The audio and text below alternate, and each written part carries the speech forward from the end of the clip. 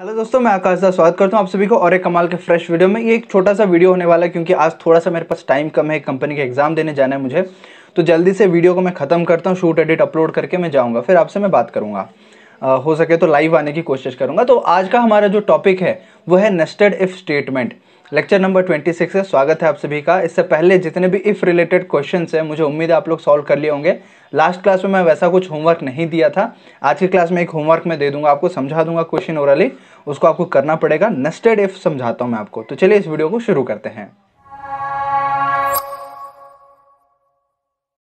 तो दोस्तों, nested if का मतलब सिंपल होता है कि इफ के अंदर इफ के अंदर इफ, नेस्ट के अंदर नेस्ट। मतलब समझ पा रहे हो? जैसे कि एक स्टेटमेंट यहाँ पे आप पढ़ लो, statement that contains other statements is called compound statement. एक स्टेटमेंट है, जैसे इफ को हम स्टेटमेंट बोलते हैं, तो इफ स्टेटमेंट के अंदर कोई अगर दूसरा स्टेटमेंट है, दूसरा मतलब फिर से और एक इफ का स्टेटमेंट आ जाता है, तो उसको हम बोलेंगे नेस्टेड इफ स्टेटमेंट।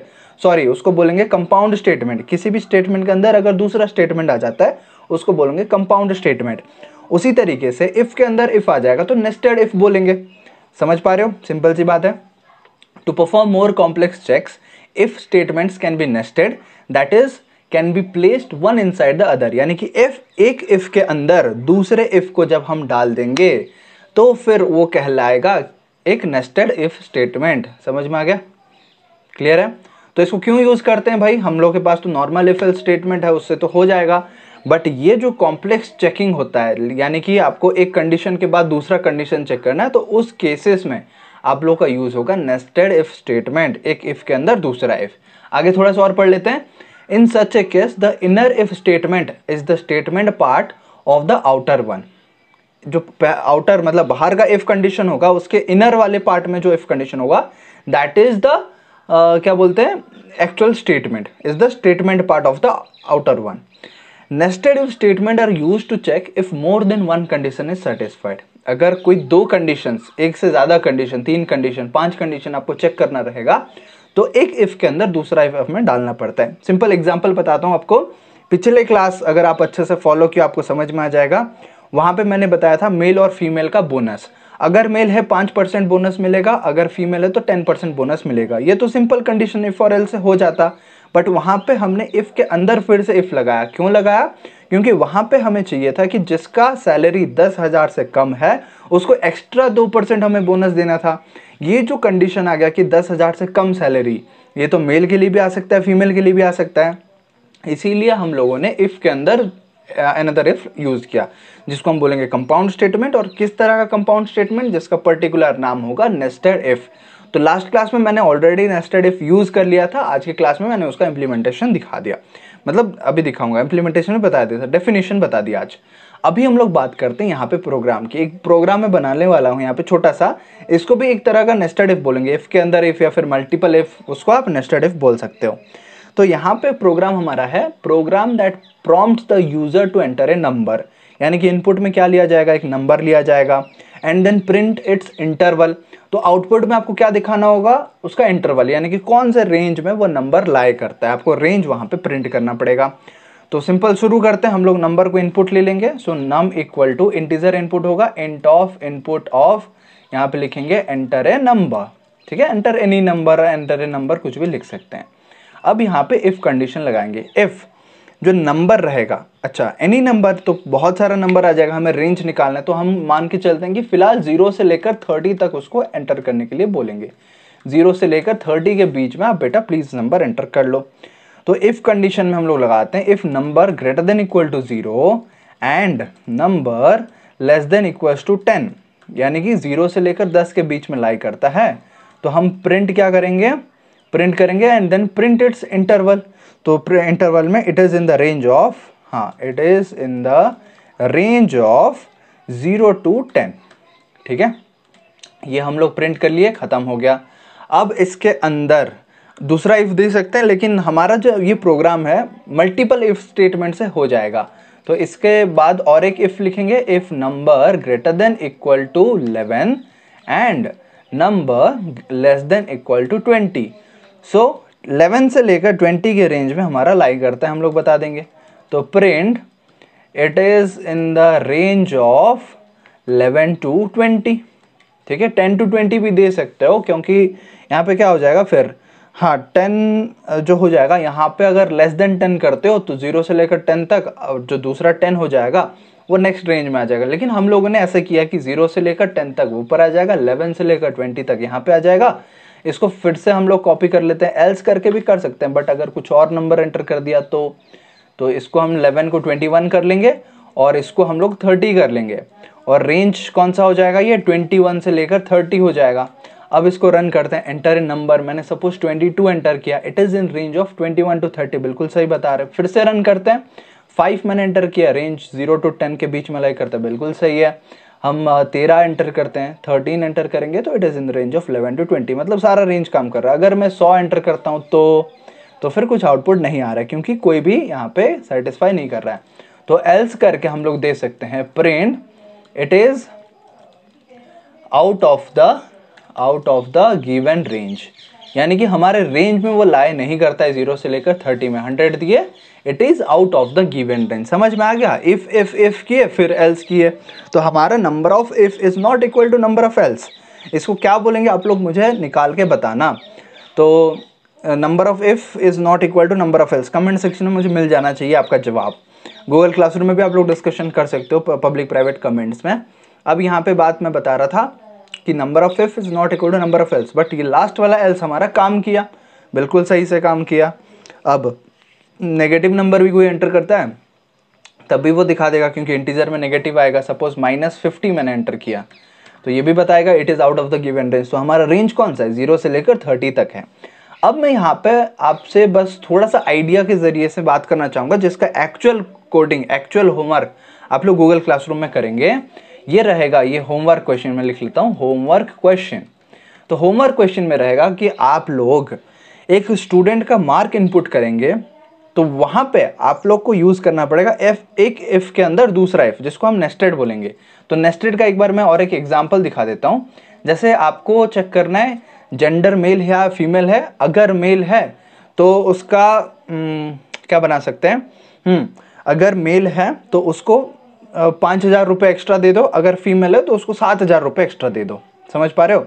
तो ऐसे कंडीशन हम लोग बनाएंगे। तो कैसे बनाएंगे, एक के अंदर दूसरा।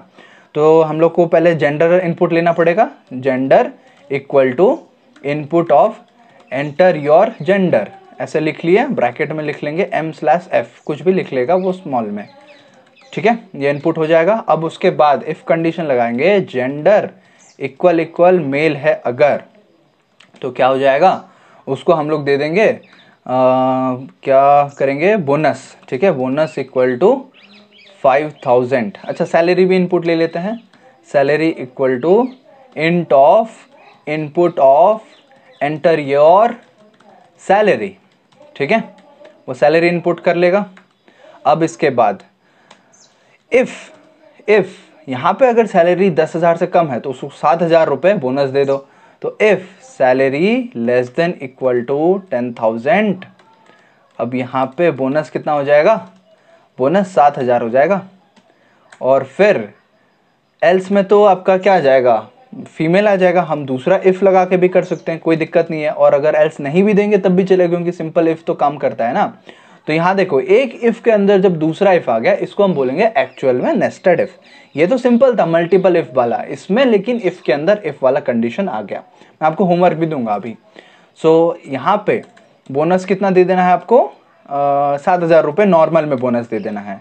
लेकिन अगर salary less than equal to 10,000 है तो यहाँ पे बोनस आपको और 2,000 बढ़ा के दे देना है, यानी कि 9,000 इनको दे देना है। समझ में आ गया? अब लास्ट में amount equal to salary plus जितना बोनस उनको मिला है प्रिंट कर देना है। आपको पहले सैलरी कितना था, जेंडर पहले प्रिंट कर दो, जेंडर इक्वल टू यहाँ पे आपका जेंडर में स्टोर हुआ है जेंडर, ठीक है, क्या स्मॉल एम या फिर स्मॉल एफ में आ जाएगा। फिर आपको प्रिंट करना है उनका सैलरी, अरे रन हो गया ये इस गलती से, सॉरी। इसको अभी हमारा क्या करना है, जेंडर के बाद सैलरी कितना है, तो सैलरी उनका फ़िलहाल जितना है वो प्रिंट हो जाएगा, सैलरी में स्टोर्ड है। फिर उनका बोनस कितना है वो प्रिंट हो जाएगा, बोनस इक्वल टू बोनस में स्टोर्ड है। फिर आप जो स्टार मैंने प्रिंटिंग कराया था वो स्टार भी कर सकते हैं ऐसे ऐसे करके। थोड़ा सा दिखने में अच्छा लगेगा। ये स्टार प्रिंट हो गया। अगले लाइन में हम लोग कर रहे होंगे कितना अमाउंट उनको फाइनली मिलेगा। Amount equal to amount to be paid करके कुछ भी आप कर सकते हैं। सो अमाउंट मैंने प्रिंट कर दिया। आप रन करते हैं। अच्छा कुछ गलती आ रहे हैं, यहाँ पे एक ब्रैकेट बाहर आ गया ना, ये आ जाएगा कोटेशन, इसके बाद क्लोज। हाँ सही हो गया। एंटर योर जेंडर, मैंने मेल एंटर किया। सैलरी सपोज उनका अभी फिलहाल 5000 है, तो 5000 तो सैलरी उनका 5000 कम है, बोनस एक्स्ट्रा मिल जाएगा उनको 2000, तो 7000 बोनस मिल गया, तो टोटल उनका अमाउंट मिल जाएगा 12000। वाह भाई सही है। अब इसको रन करते हैं मेल के लिए, और इनका अभी सैलरी देंगे 12000 और उनको जेंडर हो गया मेल, और सैलरी कितना मिल जाएगा, सैलरी मिल जाएगा 12000 और 5000 एक्स्ट्रा बोनस, तो 17000 उनको टोटल मिल रहा होगा। समझ पा रहे हो। अब इसके साथ साथ फीमेल का भी चेक करते हैं। जैसे फीमेल पे हम लोग गए, यहाँ पे एफ एंटर करते हैं। सैलरी अभी है उनका सपोज 5000, तो उनको मिल रहा होगा 9000, तो 5 + 9 14000 सैलरी मिल गया। फिर से रन किए, फीमेल किए, 12000 सैलरी दिए, तो 12000 + 7000 यानी कि 19000 उनको मिल रहा होगा। So this is all about our today's program. समझ में आ गया। अभी होमवर्क की बात करते हैं। होमवर्क, तो होमवर्क क्वेश्चन में मैं आपको बता रहा हूँ कि एक स्टूडेंट जो है ना, वो अपना नेम एंटर करेगा, उसका एज एंटर करेगा और अपना मार्क्स एंटर करेगा। ठीक है, मार्क्स मतलब 1-2 सब्जेक्ट में आप कैलकुलेट कर सकते हो या फिर 3 सब्जेक्ट में कैलकुलेट कर सकते हो। सो 3 से 5 के बीच में आप किसी भी सब्जेक्ट में कैलकुलेट कर लो। मैं मानता हूँ कि आप 5 सब्जेक्ट में मार्क्स उसका इनपुट ले लो।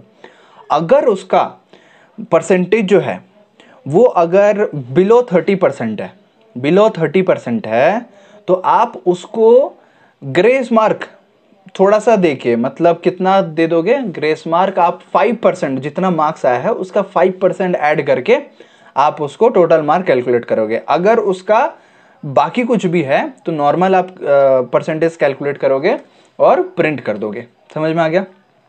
तो take the input of the marks of a student in 5 subjects. पहले आपको 5 सब्जेक्ट्स में मार्क इनपुट कर लेना है, और अलोंग विथ हिज और हर नेम, उसका नाम भी आप लोग पूछ लेना है।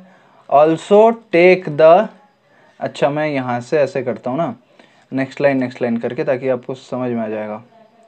अरे ये रहा। Also take the age of the student age input. ठीक है। अब इसके बाद आपको क्या करना है, उसका परसेंटेज कैलकुलेट करना है। Calculate the percentage. परसेंटेज कैसे निकलता है भाई, टोटल मार्क्स आप निकाल लोगे ऐड करके, फुल मार्क्स कितना था तो डिवाइड कर लोगे, इनटू 100 करोगे, परसेंटेज निकल जाएगा।